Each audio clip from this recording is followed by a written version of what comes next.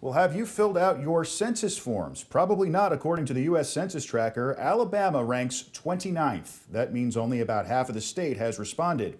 In Madison County, about 64% of the households have responded. We could risk losing congressional seats and federal funding if you don't take the 5 minutes to fill it out.